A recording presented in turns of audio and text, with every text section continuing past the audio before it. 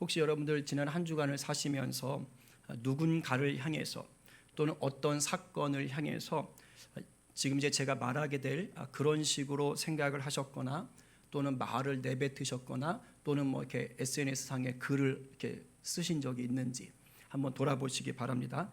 아이 짜증나. 아니 왜 저래? 자기가 뭐라고 나한테 이래라 저래라야. 그렇게 뭐라고 할 거면 자기가 직접 하지 왜 나한테 시켜? 저런 사고방식을 가지고 있으니 잘 될 턱이 있나? 아휴 차라리 내가 하는 게 훨씬 낫겠다. 내가 대체 몇 번을 말했어? 너 나 무시하니? 웃기시네. 넌 안 돼. 하지 마. 이런 유의 말들. 너무 자기 언어 같으신가요? 아니죠. 너무 멀어야 되는데. 이와 비슷한 생각이나 말을 또는 글을 한 번도 안 하신 분이 과연 계실까요? 이 자리에? 살면서 누군가를 또는 어떤 사건을 판단하고 정죄하고 비판하고 비난하는 것을 하루로 살면서 단 한 번도 하지 않는 분이 계시다면 그 사람은 정말 예수님처럼 완벽한 신앙인이라고 말할 수 있을 겁니다.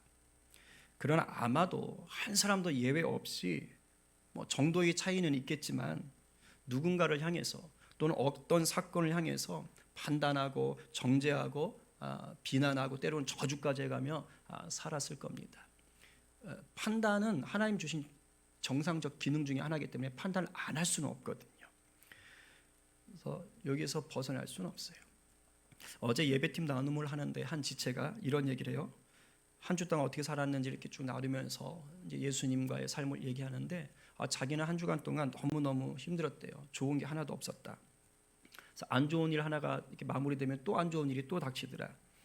그러면서 자기가 이제 근무하는 직장에 관리자들이 직원들을 관리하고 또 회사 일 업무를 운영하는 방식이 도무지 납득이 안 간다 그러는 거예요. 근데 이 지체가 여간에서는 화를 안 내는 사람이거든요. 저는 이 지체가 교회에서 화내는 걸 한 번도 본 적이 없어요. 참 온유해요. 온수합니다. 그렇게 온순하고 온유한 형제인데 그런데 그 형제가 한 주 동안 자기가 너무 짜증이 났다. 막 이렇게 속에서 부글부글 끓어올랐다. 이런 얘기를 하는 거예요. 근데 쭉 얘기를 듣다 보니까 나라도 저랬겠다. 어떻게 일을 그렇게 하지? 이런 생각이 들 정도였습니다. 어디 그 지체뿐이었겠습니까? 저도 돌아보니까 저는 요즘 우리나라 상황들을 이렇게 좀 보면서 마음의 불편함들이 많습니다. 당연히 판단도 하게 되고 왜 저렇게 해야 하나 하면서 뭐 정제 아닌 정제도 가는 것 같고요. 그런 제 모습을 또 돌아보는 거예요. 제 이 설교를 준비하면서 정말 많은 고민들과 생각들을 하고 저를 돌아보게 됐죠. 여러분들은 어떠셨습니까? 지금 앞에도 말했지만 우리는요 살면서 판단이나 정죄, 비난하는 문제에서 결코 자유롭지 못해요. 정말 평생 단 한 번도 누군가를 판단하거나 정죄하거나 비난을 안 할 수 있다? 불가능합니다. 결국은 판단하게 돼요. 그리고 판단해야 될 일들이 많고요. 때로는 죄를 따질 때가 와요. 때로는 비판을 해야 되는 상황도 옵니다. 예를 들면 이제 뭐 제재가 이제 금요일에 풀렸지만 이제 국가가 딱 교회만을 찝어가지고 좀 제재를 가했는데 누가 봐도 약간 형평성이 어긋나지 않습니까? 이제 그럴 때는 이성적으로 그것을 판단할 수가 있는 것이죠. 뭐 감정을 떠나서 그리고 그것에 대해서 합법적으로 따질 수 있으면 또 따질 수 있는 것이고 그래서 뭐 듣자 하니까 이제 기독교 단체 쪽에서는 이것에 대해서 합법적으로 법적인 절차를 밟아서 뭐 얘기를 하려고 한다 뭐 그런 것도 있었다고 하더라고요. 때로는 사람을 폭행하거나 아니면 남의 물건을 훔치거나 살인을 저지를 때 그거 가만히 보고 있으면 됩니까? 안 되죠. 그럴 땐 당연히 잘못을 판단해야 돼요. 잘못을 판단하고 죄를 따지게 됩니다. 그리고 정의를 위해서 법의 힘을 빌려야 될 때도 있어요. 여러분 가정에서 배우자나 또는 자녀가 잘못된 행동을 할 때 그것을 바로잡기 위해서 판단하고 잘못을 물을 수 있지요. 안 그러면 큰일 나지요. 그렇게 해야 되지요. 그렇죠? 자녀들이 뭐 잘못하고 있는데 그대로 둡니까? 당연히 그것에 대해서 판단 기준이 있어야 되는 거죠. 잠언 28장 23절에 이런 말씀이 있어요. 세 번역으로 한번 읽어볼까요? 자, 시작. 너희 자식을 훈계하여라.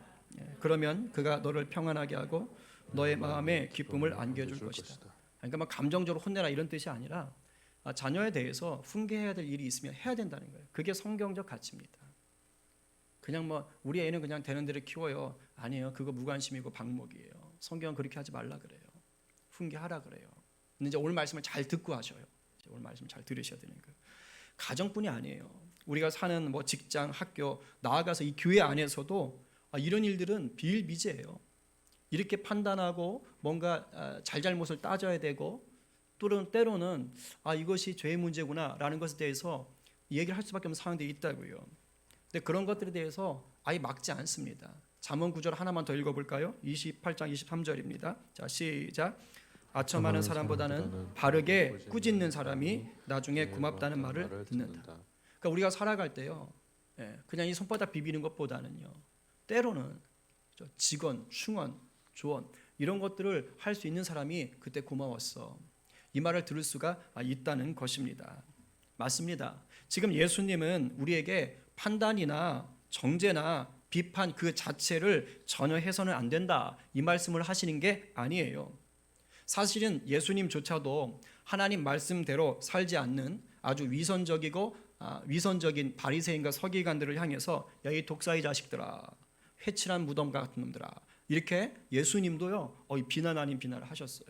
성경 구절 하나 보시겠어요? 마태복음입니다. 거기 보니까 이렇게 써 있어요. 독사의 자식들아, 너희는 악하니 어떻게 선한 말을 할 수 있느냐? 이는 마음에 가득한 것을 입으로 말함이라. 그러니까 마음에 가득한 게 뭐예요? 부정적인 거예요. 하나님을 적대시하는 것들, 하나님을 거역하는 것들이었어요. 화 있을진저, 얼마나 무서워요. 이거 저주예요. 화 있을진저. 외식하는 서기관들과 바리새인들이여, 회칠한 무덤 같으니. 이 겉으로는 화려한데 속에는 죽음이었다는 거죠. 겉으로는 아름답게 보이나 그 안에는 죽은 사람의 뼈와 모든 더러운 것이도다. 무덤 입구는 화려하게 치장을 했지만 결국 그 뒤에 그 안에는 생명이 없다는 것입니다. 예수님이 대놓고 그런 위선자들 향해서 지금 꾸짖고 계신 거예요. 예수님이요 더 가격하세요. 성전에서 장사하는 자들을 향해서 화를 내시고 화로 끝내지 않고요, 아예 장판을 다 뒤집어 엎습니다. 요한복음 2장 14절부터 16절 우리 한번 같이 읽어볼까요? 자, 시작. 예수님께서는 성전 뜰 안에서 소와 양과 비둘기를 팔고 있는 사람들과 또 상에 앉아서 돈을 바꿔주는 사람들을 보셨습니다. 예수님께서는 끈으로 채찍을 만들어 양과 소를 비롯하여 모든 짐승을 성전 뜰에서 쫓아내셨습니다.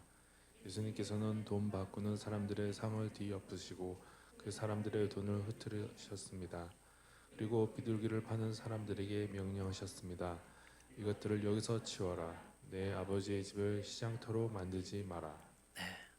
사람들이 와서 기도해야 될 장소를 빼앗아가면서까지 그곳에 장판을 벌이는 것들, 하나님의 집에 합당치 않기 때문에 하나님의 아들이신 예수님께서 그것을 혼내시는 거죠. 물론 우리 예수님은 죄가 없으시고 하나님의 권세가 있기 때문에 당연하지요.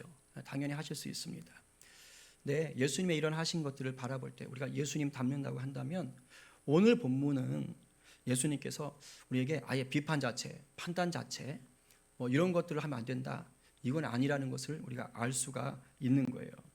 그럼 오늘 본문이 우리에게 말하려고 하는 참된 의미가 뭐냐, 이제 이것을 좀 새겨 들어야 됩니다.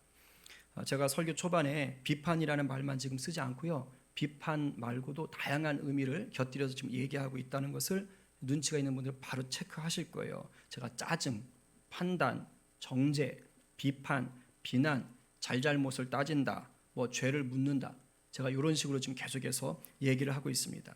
실제로 오늘 우리 성경에 비판이라고 번역되어진 헬라어 크리노는요, 판단하다, 뭐 결정하다, 뭐 이런 뜻을 가지고 있어요. 그런데 이 마태복음을 제일 먼저 읽게 되는 주된 독자는 누구냐? 1차 독자, 제일 먼저 마태복음을 읽었던, 주로 읽었던 사람들은 유대인들이에요. 그러니까 유대인들이고 그들의 원래 사용하던 언어는 히브리, 아람어죠. 그러니까 그들의 사고 속에서 이 지금 크리노라는 이 비판이다, 판단하다, 결정하다, 이 단어는 그들의 사고 속에서는 무엇을 가지고 있냐면 단순히 결정, 판단 이외에도요, 정죄하다, 논쟁하다, 비판하다, 심판하다, 처벌하다, 소송하다. 그러니까 제가 아까 말했던 이런 뜻을 다 가지고 있는 거예요. 그러니까 예수님이 비판하지 말라고 하시는 말씀은 오늘 성경에서 딱 비판 하나만 얘기되는 게 아니고 훨씬 넓은 뜻입니다. 이걸 머릿속에 집어넣고 계셔야 돼요. 안 그러면 오늘 본문을 조금 오해해요. 내 비판만 안 하면 되지 이렇게 말한다고요. 그게 아니라고요. 훨씬 넓은 뜻을 가지고 있어요. 그래서 먼저 2절을 다시 한번 읽는데 본문의 의미를 좀 더 잘 살린 버전으로 읽겠습니다. 현대어 성경으로 한번 읽어보겠습니다. 자, 시작. 남을 판단하는 대로 너희도 하나님의 심판을 받을 것이고 남을 저울질하는 대로 너희도 저울질을 당할 것이다. 자, 개역개정에 보게 되면 너희가 비판을 받을 것이요 라는 말이 있는데 이것을 지금 현대의 성경은요 너희도 하나님의 심판을 받을 것이다 이렇게 번역을 했어요. 완전 다른 의미죠. 너희도 비판을 받을 것이고 그랬는데 현대의 성경은요 너희도 하나님의 심판을 받을 것이다. 정말 뜻이 완전 달라요. 왜 이렇게 번역했을까요? 네, 헬라어 성경의 문법에 보면 뭐가 있냐면 신적 수동태라는 게 있어요. 뭐 복잡하니까 간단히 설명하면 하나님이 하신 일에 대해서만 쓰는 문장이에요. 이것은 하나님에 의해서 되어진 일이다를 말할 때 쓰는 문법인데 그걸 신적 수동태라고 그럽니다. 그러니까 그래서 저렇게 의미를 밝혀준 거예요. 우리가 개역개정에서는 너희가 비판을 받을 것이요 라고 읽었지만 사실은 저게 어떤 뜻이냐? 하나님의 심판을 너희가 받게 될 것이다. 너희가 다른 사람들을 비판한다면 너희는 그대로 하나님의 심판을 받게 될 것이다. 이렇게 말씀을 하시는 겁니다. 왜 우리의 판단이나 정죄나 비판에 하나님이 심판하신다고 하실까? 오늘 이걸 알아야 돼요. 왜 내가 누군가를 함부로 판단하고 비난하고 정죄하고 막 이런 것들에 대해서 왜 그거 한 대로 하나님이 왜 나를 심판하시지? 왜 그러시지? 그것은요 내가 지켜야 할 선을 넘었기 때문입니다. 아까도 말했지만 살면서 때로는 판단하고 정죄하고 비난할 일들이 생겨요. 그런데 그것이 예수님처럼 성경적이거나 건전한 판단, 비평이면 좋겠죠. 근데 우리가 하는 것들이 그렇지 못할 때가 대부분인 거예요. 언제 여러분들 주로 남을 판단하고 막 비판하고 비난하고 저주하게 되고 막 삿대질하고 그래요? 내 자존심에 상처 입었을 때, 막 감정이 휘둘렸을 때, 그리고 막 홧김에 그럴 때 막 판단이 들어가고 막 정죄하고 하잖아요. 그러니까 주님이 지금 비판하지 말라는 건 바로 이런 경우예요. 바로 이럴 때 위험하다 이 말씀을 하시는 겁니다. 왜냐하면 우리가 감정에 휘둘려서 판단하고 정죄하고 비판할 때 우리가 바로 하나님의 자리를 빼앗기 때문이에요. 이겁니다. 하나님의 자리를 빼앗기 때문에. 인간은 죄를 지으면 누구나 하나님 앞에서 심판을 받게 됩니다. 공의의 하나님께서 그냥 눈 감고 계시지를 않아요. 심지어 우리의 마음속 생각까지를 다 보고 계신 거예요.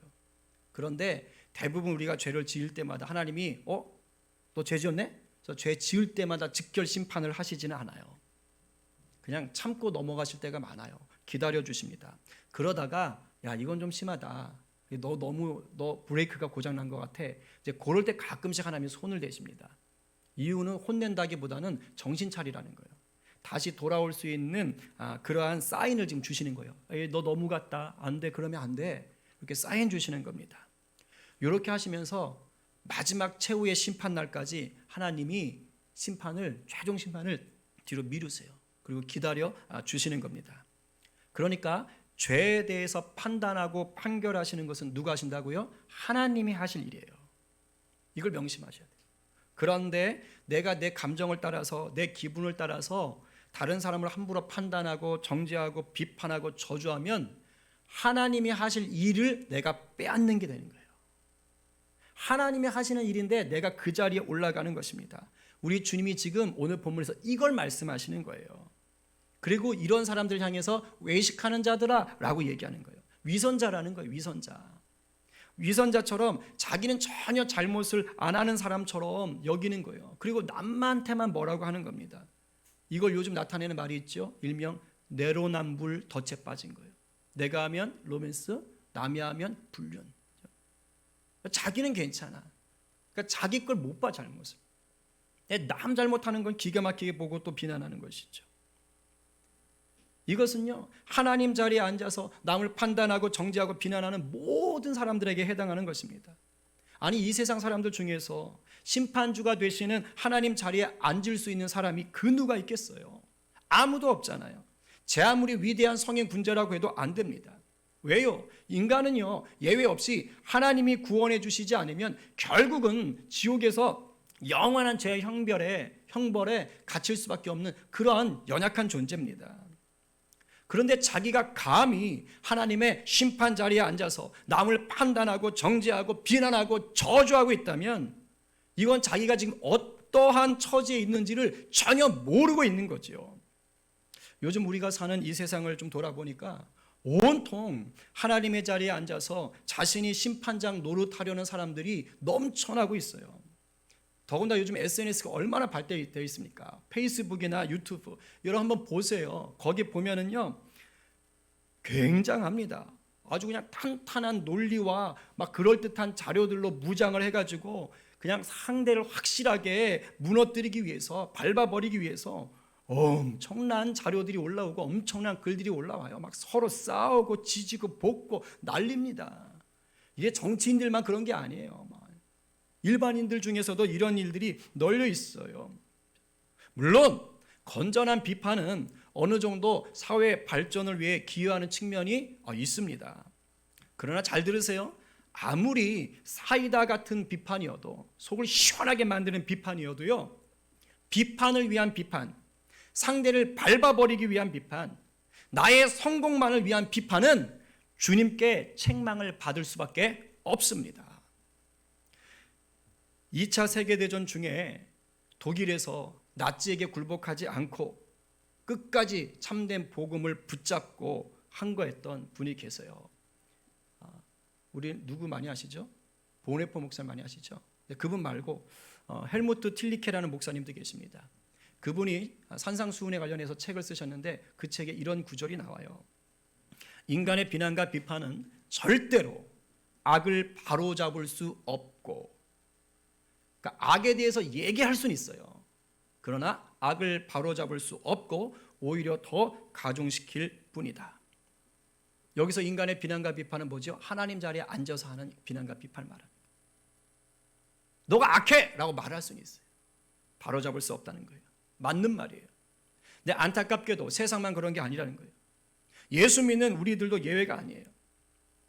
신앙생활을 열심히 하면 할수록, 신앙이 좋다고 사람들에게 칭찬을 들을수록 오히려 자신도 모르는 사이에 위선자가 되고는 합니다. 근데 그도 그럴 것이요. 일단 성경에 대해서 아는 게 많아졌잖아요. 잣대가 많아진 거예요. 기준이 많아진 거예요. 높아진 거예요. 그리고 대부분 교회 생활을 열심히 하고 칭찬받을수록 리더 자리에 올라가거든요. 앞에 서 있거든요. 영향력이 커지거든요. 그러니까 뭔가를 자기가 진두지휘할 수 있는 자리에 올라가게 되는 거예요. 아마도 그러니까 본의 아니게, 일부러가 아니라 본의 아니게 누군가를 하나님 자리에 내가 앉아서 자꾸 판단하게 되고 자꾸 조정하려고 하고 비판하고 비난하고 정죄하게 되는 그런 일들이 많아지더라는 거예요. 이런 우리와 이 시대를 향해서 주님이 오늘 이 고질병을 고칠 수 있는 처방전을 하나 딱 알려주시는 것입니다. 그게 3절부터 5절까지의 내용이에요. 우리 다시 한번 읽어봅니다. 자, 시작. 어찌하여 형제의 눈 속에 있는 티는 보고 내 눈 속에 있는 들보는 깨닫지 못하느냐. 보라, 내 눈 속에 들보가 있는데 어찌하여 형제에게 말하기를 나로 내 눈 속에 있는 티를 빼게 하라 하겠느냐. 외식하는 자여, 먼저 내 눈 속에서 들보를 빼어라. 그 후에야 밝히 보고 형제의 눈 속에서 티를 빼리라. 네, 5절을 띄워보세요.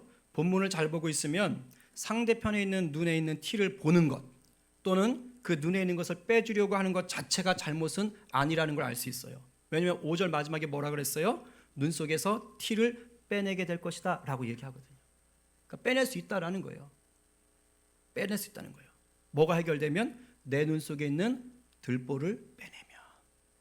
근데 문제는 뭐죠? 우리가 자기의 눈 속에 있는 들보를 깨닫지 못한다라는 거예요. 우리 그 들보가 뭔지 아세요? 어른들은 아실 텐데 들보가 기둥 생각하시면 돼요. 옛날 우리 나무로 집 질 때 석가래 이렇게 받치는 건데 그냥 기둥 생각하시면 돼요. 큰 기둥 같은 거. 자, 눈 속에 기둥 집어넣을 수 있어요? 없어요? 없지요. 이거 과장법이에요. 뭘 얘기하는 걸까요? 그만큼 교만한 사람을 얘기하는 거예요. 너무너무 교만해가지고 상황을 바르게 분별하지 못하는 사람을 이제 강조하는 것입니다. 여러분 한번 실습 하나 해볼까요? 간단하게. 자, 이렇게 양쪽 손가락 하나, 두 번째 거 한번 펴보세요. 예.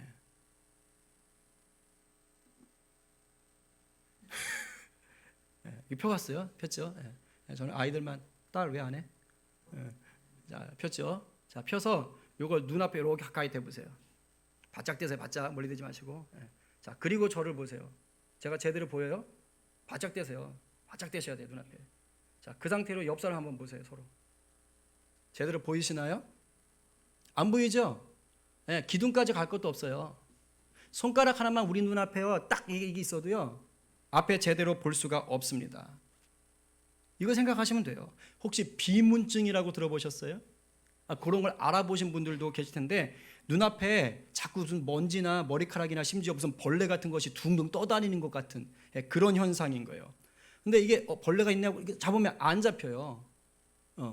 그런 현상이 있어요. 근데 더 웃긴 건 아래를 쳐다보면 그게 또 아래로 움직여. 위를 쳐다보면 위로 움직여. 이게 눈 따라 왔다 갔다 하는 것입니다. 일명 날파리증이라고 그래요. 저도 한두 번 정도 잠깐 겪었던 것 같아요. 그런데 이거는요, 실제로 눈에 먼지나 머리카락이나 벌레가 들어가서 생기는 현상이 아닙니다. 그러니까 머리카락 들어가는 그런 거 말고 안 들어갔는데 이런 현상이 있다니까요. 이거 왜 그러느냐? 우리 눈 보면 왜 이렇게 투명하잖아요. 눈 안에 유리체라 그러는데 그 투명한 물질이 있어요. 그게 노화되면, 나이 들면 생기는 거예요.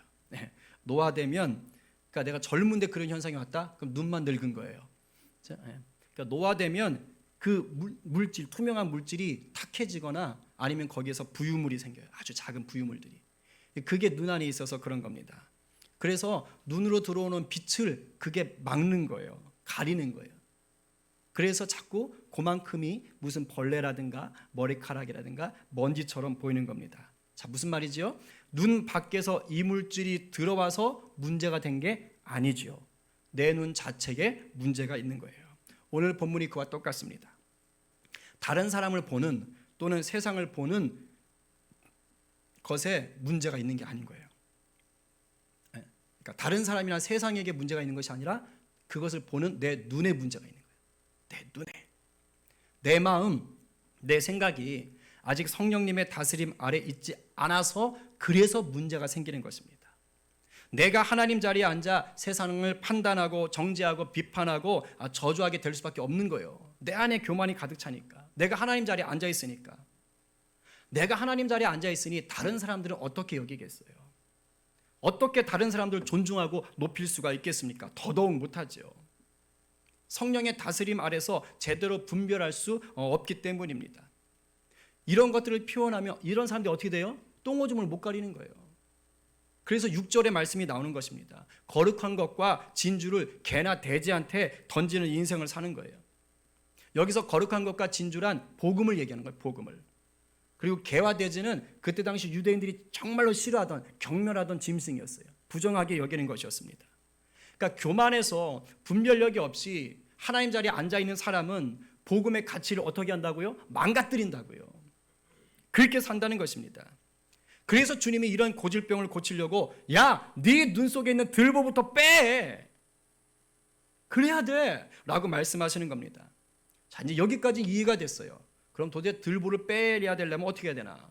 이 들보를 빼는 건 뭐야? 오늘 본문엔 그 답이 없어요. 그게 구체적으로 뭐다라고 얘기하지 않아요. 비유로 말씀하셨어요. 내 성경 전체의 가르침을 따라서 제가 말씀드린다면 제일 중요한 건 뭐 여러 가지 얘기할 수도 있겠지만 제일 중요한 건 기도하시라는 거예요. 기도하시라.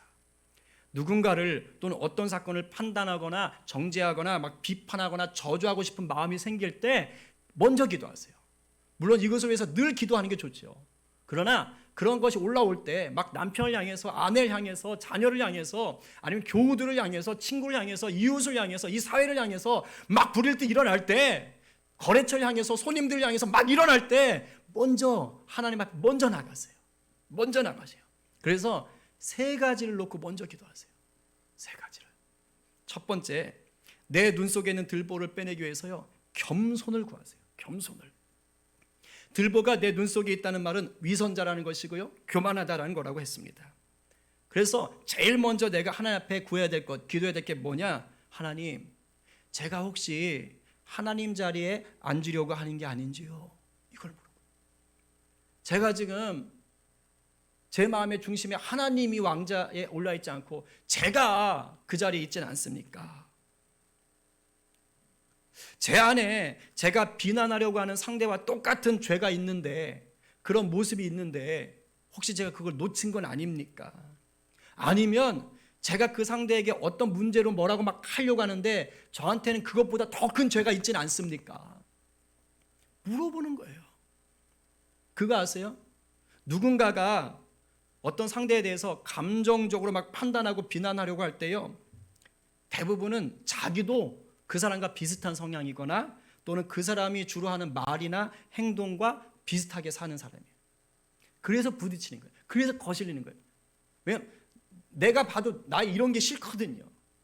그래서 가끔 그렇잖아요. 부모님 중에 어떤 안 좋은 습관이 있는데 자녀가 그거하고 똑같잖아요. 그럼 그게 그렇게 싫대요. 그래서 그게 화가 나는 거예요. 그런 경우도 있다는 거예요. 그리고 또 하나 중요한 거 있어요. 혹시 내 안에 상대를 비난하게 만드는 어떤 과거의 상처나 쓴뿌리가 없는지 물어보셔야 돼요. 왜냐하면 상처나 쓴뿌리가 있으면요, 이 상황을 정상적으로 균형적으로 판단하는 게 쉽지 않아요. 어떤 특정 상황에 대해서 특히 굉장히 문제가 될 수가 있어요. 오늘 이 시간 아는 분도 계시지만 공표합니다. 저는 복숭아 털에 알레르기가 있습니다. 아주 싫어합니다. 그래서 털이 없거나 아주 물렁물렁한 복숭아는 이렇게 껍질을 까주면 먹을 수는 있어요. 근데 그것도 싫어해요. 왜냐? 복숭아 털 알러지 때문에 그냥 복숭아 전체가 다 싫어졌어요. 잘못된 판단이죠.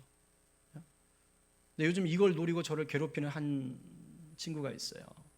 아내가 가끔 털 달린 복숭아 이렇게 자기는 가져오는데 시원이가 이제 그걸 알고 막 그걸로 이제 아빠 털 막 해서 막 해가지고 저한테 와서 위협을 하고 막 그래요. 자기 놀자는 거죠. 그런 식으로. 그래서 제가 요즘 원수 사랑하는 것을 배우고 실천하면서 살고 있습니다. 그러니까 그 알러지 때문에 제가 정상적인 사고를 안 하는 거예요. 복숭아는 무조건 싫어가 되는 거예요. 제가 학교에 있을 때 제자 중 하나가 참 괜찮은 친구인데, 아니 학교에 어떤 선생님 한 분은 굉장히 싫어해요. 그리고 되게 무서워해요. 그래서 막 이렇게 안 좋은 얘기하고 그래요. 그럴 애가 아닌데, 근데 더 웃긴 건 그럼 그 아이가 그 자기가 싫어하고 무서워하는 그 선생님한테 배웠냐? 한 번도 안 배웠어요. 부딪힐 일도 없어요. 과가 다르고 학생들 많으니까. 그래서 이제 물어봤어요. 아니 너는 그 선생님한테 배운 것도 아니고 부딪히는 것도 아닌데 왜 이렇게 싫어하고 왜 이렇게 무서워하냐? 그랬더니 딱 한마디예요. 자기가 중학교 때 자기를 엄청 힘들게 하는 선생님이 있었대요. 근데 그 선생님이랑 똑같이 생겼대요. 그런 경우 있잖아요. 있어요. 과거의 상처 때문에 상황을 제대로 판단하지 못하고 막 부정적인 생각과 말을 내뱉게 되는 그런 상황들이 생겨버린 거예요. 이럴 때 눈 속에 뭐가 있는 거예요? 들보가 꽉 차 있는 거예요. 무엇보다 나 자신을 제대로 보고 하나님 앞에 무릎을 꿇을 수 있는 이 겸손, 이걸 제일 먼저 여러분들 기도하셔야 돼요. 우리 안에 이 겸손을 구하는 기도가 날마다 넘쳐나기를 간절히 축원합니다. 두 번째로 내 눈 속에 있는 들보를 빼내기 위해서는요, 사랑을 구하셔야 돼요. 여러분, 십자가 사랑 없이는요, 내 눈 속에 있는 들보는 절대 안 빠져요. 십자가 사랑만이 상대를 향한 증오와 비난과 오해에서 나를 자유케 해요. 상대를 고치는 걸 떠나서 나를 자유케 한다고요. 나를 내가 살아야죠. 나를 자유케 하는 힘은 십자가의 능력이에요. 내 자아의 굉장한 인격 수양이요? 안 됩니다. 결국 무너져요. 십자가 사랑 없이는요, 이걸 눌러야 돼. 뭐 성경 말씀이 있으니까 눌러야 돼, 참아야 돼. 죄송합니다. 그럴수록 마음은 시궁창이 돼버려요. 다 경험해 보셨잖아요. 십자가 사랑이 부어져야 돼요. 그것이 없는 상황에서는요, 율법주의자가 되는 거예요. 서기관과 바리새인처럼 되는 거예요. 그런데 이상하지요? 십자가 사랑이 정말 내 안에 가득 차잖아요. 부어지잖아요. 그러면 놀랍게도 마음의 평강이 찾아옵니다. 그리고 이제는 상대를 이전과는 다르게 볼 수 있는 눈이 열려버려요. 그전에는 상대를 보면서 티만 보려고 했어요. 뭐 잘못했나? 뭐 또 내 마음에 안 드는 짓을 했나? 요거부터 보는 겁니다. 근데 십자가의 사랑이 부어지면 이제는 그 티를 보기 이전에 그 사람을 먼저 봐요. 사람이 먼저 보여요. 이 말은 단순히 그 사람 입장에서 생각하는 그런 역지사지의 정도를 얘기하는 것이 아니라 죄인을 위해서 자신을 내어주신 예수님의 시선으로 상대를 먼저 보는 거예요. 티가 아니라. 지금 내가 판단하고 정죄하고 비난하고 싶어하는 그 사람을 예수님의 시선으로 볼 수 있게 되는 것입니다. 먼저. 그리고 이렇게 바뀌는 거예요. 그 사람 역시 예수님이 긍휼로 바라보고 계시지. 예수님이 그 사람을 위해서도 십자가에 달리셨지. 그래서 내 속을 뒤집어 놓은 그 사람의 말이나 행동을 그 사람과 분리해서 보게 되는 거예요. 죄에 대해서는 타협하지 않지만 죄를 지은 그 사람에 대해서는 그리스도의 긍휼의 눈으로 볼 수 있게 되는 것입니다. 이렇게 볼 수 있는 눈과 마음이 생기면 비로소 내 눈에 있는 들보가 빠진 겁니다. 부끄러운 고백을 하나 하자면 제가 우리 교회 담임으로 와서 한 1년 정도 지났을 때예요. 정말 크게 회개한 적이 있습니다. 그때 느낀 게 뭐냐면 목사라는 자리가, 이 목회자라는 자리가 얼마나 쉽게 성도들을 판단하고 정죄하기 쉬운 자리인가를 제가 깨달았어요. 정말 소름이 돋았습니다. 제가 목회를 이제 하다 보니까 별의별 성도들이 다 있죠. 그죠? 이제 계속해서 사역을 해왔고 했으니까 어느 교회나 똑같습니다. 근데 모든 목사님들이, 목회자들이 받는 유혹인데, 목회를 하다 보면 어떤 성도들에게는 이제 목회적 차원에서 또는 신앙적 차원에서 권면이나 조언을 좀 해주고 싶을 때가 있어요. 근데 이때 목사가 이런 생각을 하게 되는 동기가요, 예수님의 마음이 아니라 자칫 그냥 교만이라든가 아니면 인간적인 판단이라든가 인간적인 정죄로 나갈 수가 있어요. 그러니까 자기가 기준이 될 수 있단 말입니다. 제가 여러 목사님들에게서 이런 것들을 봐왔어요. 여러 목회자들에게서 또 이런 것들을 봐왔고, 그런데 어느 날 저를 보니까 저도 그러고 있더라고요. 제 안에 그런 모습이 있었어요. 깜짝 놀랐습니다. 그리고 주님 앞에서 정말 회개했습니다. 그러면서 제가 늘 구하던 기도였지만 더 강력하게 구했어요. 하나님, 저에게 다른 은사보다 사랑의 은사를 부어주십시오. 그래서 어떤 상황에도 우리 성도들을 사랑할 수 있는 그러한 예수 그리스도의 십자가 사랑이 넘치게 해주십시오. 정말 처절하게 주님 앞에 구했어요. 그거 없이는 목회를 못하겠더라고요. 담임 목사는 사랑으로 해야 되는 거라는 걸 다시 한번 깨닫게 되었어요. 주님이 그 기도를 다행히 들어주셨어요. 그래서 그 뒤로는요, 우리 성도들을 바라보는 눈이, 우리 성도를 바라보는 마음이 바뀌었어요. 얼마나 사랑스러운지 몰라요. 그리고 그냥 그 성도들을 향한 주님의 마음이 느껴져요. 주님의 긍휼, 주님의 계획하심, 막 그런 것들이 느껴져요. 정말 감사해요. 제가 지금도 날마다 빼놓지 않고 하는 기도가 바로 이 기도입니다. 베드로 사도는 이렇게 말했어요. 베드로전서 4장 8절에 같이 읽어봅니다. 시작. 무엇보다도 서로를 깊이 사랑하십시오. 사랑은 다른 사람의 허물과 죄를 덮어줍니다. 개역개정은 허다한 허물을 덮습니다. 허다한 죄를 덮습니다. 이렇게 되어 있죠. 사랑만이 자유를 주고 치유를 줍니다. 우리 모두가 날마다 주님의 사랑 안에 깊이 잠기셔서 예수 사랑의 전문가 되시기를 간절히 축원합니다. 마지막 세 번째로, 내 눈 속에 있는 들보를 빼내기 위해서 우리는요, 성령님의 은혜, 성령님의 역사를 구하셔야 돼요.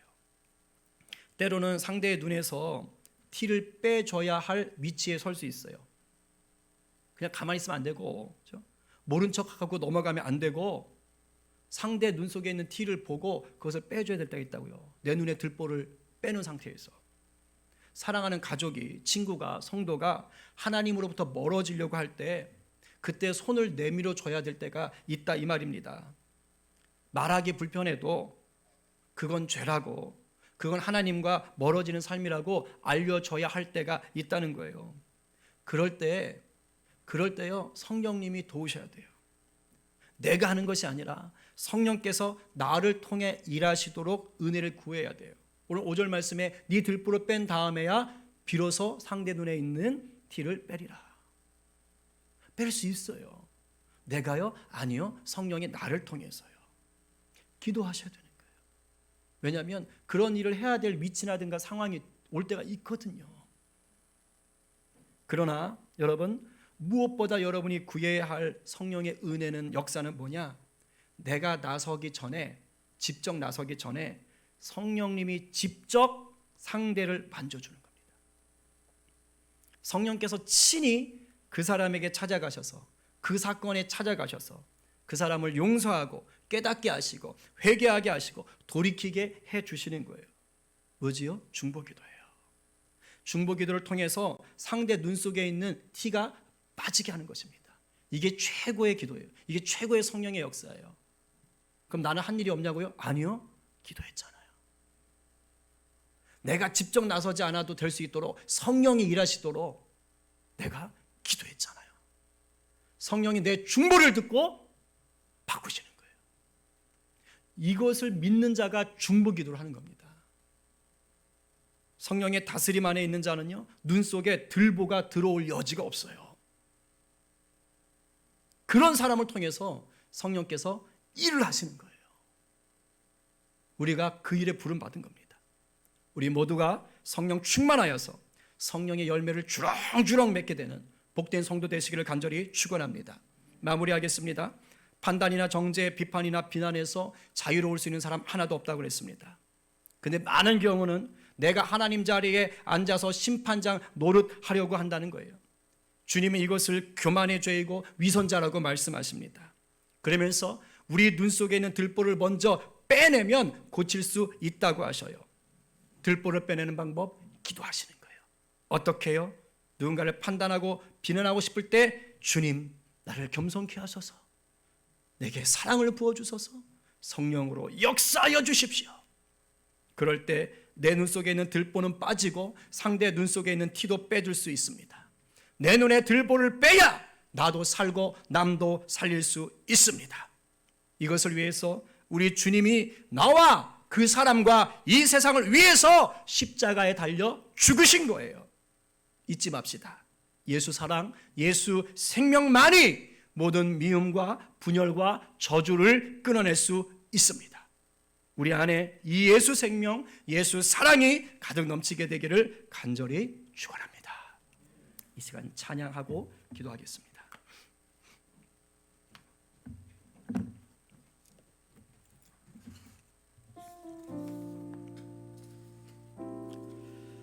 아버지,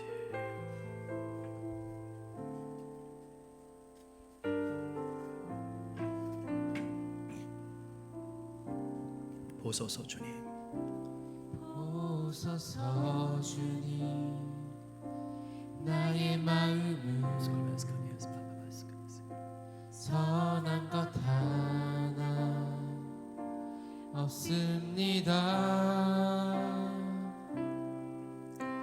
그러나 내 모든 것 주께 드립니다.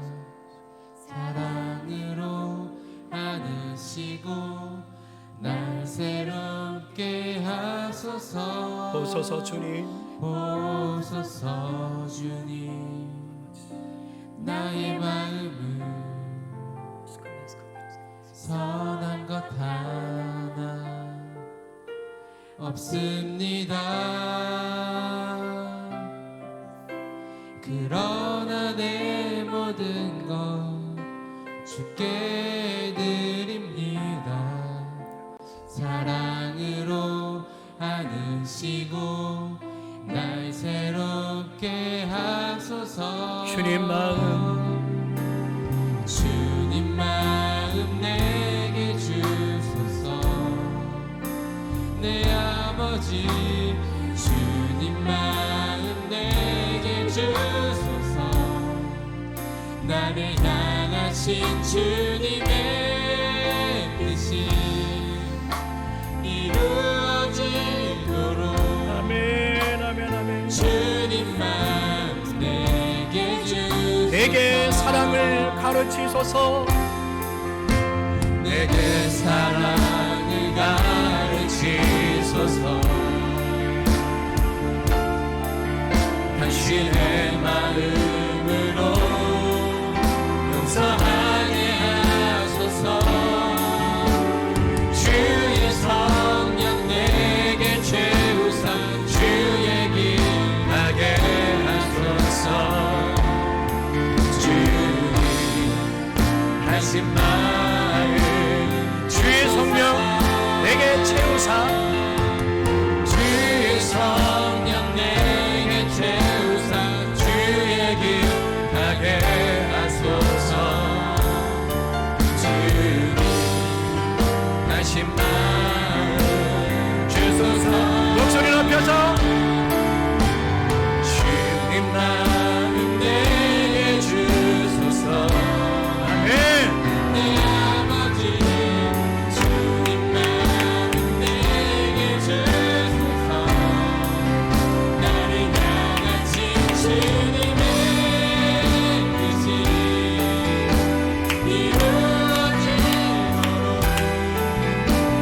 주님 마음 이미 우리에게 주의 마음 부으셨으니 믿고 선포합시다.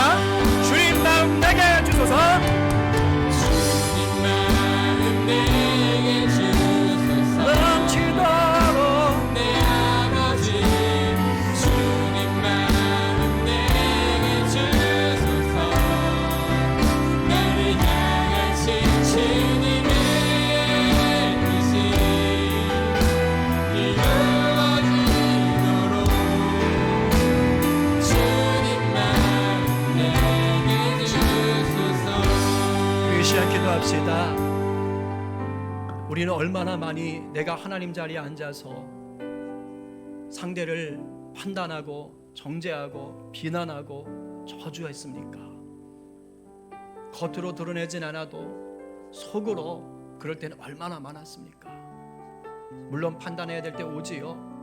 때로는 가슴 아픈 얘기 해야 될 때도 있겠지요. 그러나 성령께서 나를 사용하지 않는 것은 다 죄입니다. 교만이고 위선입니다. 우리 이것에서 비껴갈 수 없어요. 안 해야지 해서 되는 게 아닙니다. 예수 사랑, 예수 생명으로 완전히 장악당해야만 내 안에 들보는 빠지고 상대의 티를 은혜로 빼줄 수 있는 것이고, 그래서 서로가 공동체를 세워가는 것입니다. 혹시 지금 여러분 어디에 있습니까? 하나님 자리에 있습니까? 아니면 그곳에서 내려와 있습니까? 기도합시다. 회개합시다. 하나님의 사랑을 구하십시다. 여전히 내가 하나님 자리에 앉아서 누군가를 비난하고 정죄하고 판단하고 있는 모습들이 보인다면 하나님 이거 끊어내 주십시오. 하나님 이거 자유할 수 있게 해주십시오. 비난과 비판으로는 악을 바꿀 수 없습니다. 하나님 나를 도와주십시오. 특별히 가정 안에, 하나님 공동체 안에, 우리 교회 공동체 안에 하나님 그런 불편한 관계들이 있다면 성령님 역사하시고 먼저 내 눈에 들보를 보고 빼게 하시고 하나님 은혜로 역사해 주십시오. 우리 이 시간 이것을 위해서 간절하게, 비록 큰 소리는 아니더라도 정말 진실함으로 우리 다시 한번 주여 한번 외치면서 기도하며 나가겠습니다. 주여, 아버지 오늘 말씀을 통하여 주님이 비판하지 말라고 하신 것이 진짜 무슨 의미인지를 깨달았습니다. 내가 비난하고 헤아리는 그것으로 하나님의 나를 아버지 심판하신다는 것을 오늘 주님께서 알게 하셨습니다. 하나님, 내가 하나님 자리에 올라가서 아버지 사람들의 어떤 사건을 함부로 판단하고 정죄하고 비난하고 하나님 내가 조종을 했음을 회개하며 나갑니다. 하나님, 그러나 이것이 나의 의지만으로 해결되지 않습니다. 내 속에는 들보가 빠져야 됩니다. 그것은 하나님의 능력으로만 가능합니다. 내가 어떠한 존재인지를 알아야 됩니다. 내가 하나님 자리에서 내려와야 됩니다. 내가 그 십자가의 그리스도의 그늘 안에 들어가야 됩니다. 내가 그 십자가의 긍휼로 그 사랑으로 상대를 바라볼 수 있을 때 가능해집니다. 그 십자가의 사랑 안에 있을 때 참된 자유 속에서 내가 일을 감당할 수가 있습니다. 성령이 도우시지 않으면 안 됩니다. 성령이 나를 사용하시도록 기도해야 됩니다. 성령이 그 사람을 바꾸어 주시도록 기도할 때 가능해집니다. 아니 그렇습니다. 이미 주님께서는 우리에게 종의 멍에를 벗겨주셨습니다. 더 이상 종의 멍에를 매지 않아도 되는 자유인이 되게 하셨습니다. 우리가 들보를 우리 눈에 꺾어 살 인생들이 아닙니다. 하나님 아버지 역사하여 주시옵소서. 너는 내 것이라 내가 흠없고 티가 없게 새롭게 하여 넣어라. 하나님 아버지 우리가 그 주님의 이름으로 다시 한번 기도하며 나가오니 여전히 우리 속에 있는 모든 들보는 떼어질지어다. 치료될지어다. 제거될지어다. 하나님 아버지 우리가 주 앞에 겸손함으로 기도하고 사랑을 구함으로 기도하고 하나님의 성령의 능력을 구하며 기도함으로 말미암아 우리를 통하여 하나님의 나라가 확장될 수 있도록 주님 나라가 확장될 수 있도록 역사하여 주시옵소서. 그 일이 우리 가정 가운데 아버지 우리 직장 가운데 학교 가운데 우리 교회 가운데 날마다 드러나게 하여 주시옵소서. 주여 도와주십시오. 이 시간 비난과 비판이 멈춰질지어다. 하나님 아버지 함께하여 주시옵소서. 인도하여 주십시오. 주여 성령의 역사해 주십시오. 예수의 생명과 예수의 사랑이 우리의 가정을 뒤바꿔놓고 우리의 아버지의 교회를 뒤바꿔놓고 이 나라를 뒤바꿔놓을 수 있도록 인도하여 주시옵소서. 계속해서 한 번 더 중보기도 합니다. 우리 이 시대를 위해서 기도합시다. 코로나가 잠잠할 듯하면 터지고 잠잠할 듯하면 터집니다. 교회도 안심할 수는 없어요. 계속해서 확진자들이 조금씩 또 나오고 있어요. 하나님 불쌍히 여겨주십시오. 이 시대를 향해서 하나님의 치유하심을 구하고 하나님 우리 인간들이 교만해졌던 것을 회개하며 정말 자복하며 하나님을 경외함으로 돌아설 수 있게 해달라고 기도하십시다. 전 세계적인 전염병이 있을 때에는 기도하라고 하는 거예요. 인간의 교만을 깨닫고 하나님 앞에 돌아오라는 사인입니다. 하나님 이 세대가 그것을 놓치지 않게 하시고 특히 믿음의 사람들이 합력할 선을 이루게 하여 주십시오. 서로 비난하고 비판하고 정죄하는 목소리들이 또 여기저기서 들립니다. 하나님 교회들이 연합되게 하여 주시옵시고 정말 하나님 나라 위에서 달려갈 수 있는 색깔은 다를 수 있지만 분열되지 않는 하나님 그런 은혜를 더하여 주시옵소서. 그래서 이 고통당하고 혼란한 시대 가운데 정말 그리스도의 빛과 그리스도의 그 소금됨을 나타낼 수 있는 귀한 도구 되게 해달라고 또한 교회에서 기도하시고요. 우리가 돕고 있는 인도 MMC 또 해남 반석교회 또 북한 사역하시는 우리 이종호 선교사 위에서도 여러분들 함께 기도해 주시고 또 우리 성도들 가운데 몸이 아픈 분들이 있습니다. 우리 청년들 중에도 있고요. 여러분들 또 성도들 가정 가운데 하나님의 정말 치유하심이 필요한 분들이 계세요.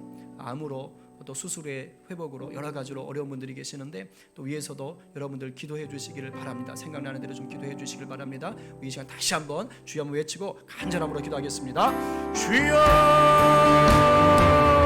하나님 아버지 이 시간 우리가 이 땅을 위해서 기도하며 나갑니다. 아버지 코로나로 인해서 고통당하는 이태들을 불쌍히 여겨주시옵소서. 하나님 아버지여 치유하여 주시고 확진자들이 낫게 하여 주시옵시고 우리의 준비를 격려하여 주시옵시고 아버지 경제적으로 많은 타격을 받고 어려운 가운데 있는데 아버지 모든 것들로 인해서 하나님 민심이 흉흉해지지 않도록 주여 붙잡아 주시옵소서. 하나님 아버지 정말 이 땅에 아버지 정부와 아버지 정치하는 지정자들 정말 국민을 생각하며 바른 정치할 수 있도록 주여 도와주시옵시고 합력할 선을 이루어 나갈 수 있도록 또 인도하여 주시옵소서. 특별히 한방에 있는 교회들을 기억하여 주시옵시고 교회마다 주님 나라에 위해서 불을 지게 하시고 이 세대를 통감하며 회개하게 하여 주시옵시고 아버지와 분열되지 아니하고 합력하여 손을 이어나가는 교회들 되게 하여 주시옵기를 간절히 바랍니다. 하나님 앞에 전 세계적으로 확진자가 많이 나오는 나라를 긍휼히 여기시고 속히 치유하여 주시옵소서. 주여 우리 성도들 위해서 기도합니다. 하나님 아버지여 물질의 문제로 건강의 문제로 고통당하는 분들이 있습니다. 하나님 치유하여 주시옵소서. 아버지 또한 아버지 여러 가지 질병의 문제로 어려운 자들이 있습니다. 치유의 간섭을 바라여 주시옵시고 우리 성도의 가족 가운데 또한 치유가 필요하신 분들이 있습니다. 하나님 아버지와 수술 후에 회복 중에 있는 분들 또 암으로 인해서 하나님 치료를 필요하신 분들 아버지 여러분들이 있어 우리 주님께서 찾아가셨으니 하나님 아버지와 깨끗하게 하시고 이 가정 가운데서 예수 그리스도의 선하신 역사를 경험할 수 있도록 주여 도와주셨기를 간절히 바라고 또한 바라옵나이다. 주여 또 MMC 교회를 기억하시고 코로나부터 안전하게 하여 주시옵시고 기성교를 지켜보아야 주시옵시고 그 땅 가운데 빛과 소금 되게 하여 주시옵시고 하나님께서 모한교회를 기억하시고 아버지 위로하여 주시옵소서. 아버지 북한 선교사 이정호 아버지 선교사 기억하여 주시옵시고 그 사회 가운데 하나님 안전을 허락하여 주시옵기를 또한 간절히 바라옵나이다. 주여 역사하시고 도와주시옵소서. 우리의 기도가 땅에 떨어져 30배 60배 100배 열매로 드러나는 일이 있사오니 하나님 함께 하시고 도와주시기를 간절히 바랍니다. 아버지 도와주시옵소서. 이 땅의 다음 세대 기억하시고 아버지와 학교를 안전하게 하여 주시옵고 간절히 바라옵나이다. 아버지 도와주시고 인도하여 주시옵시고 역사하여 주시옵소서.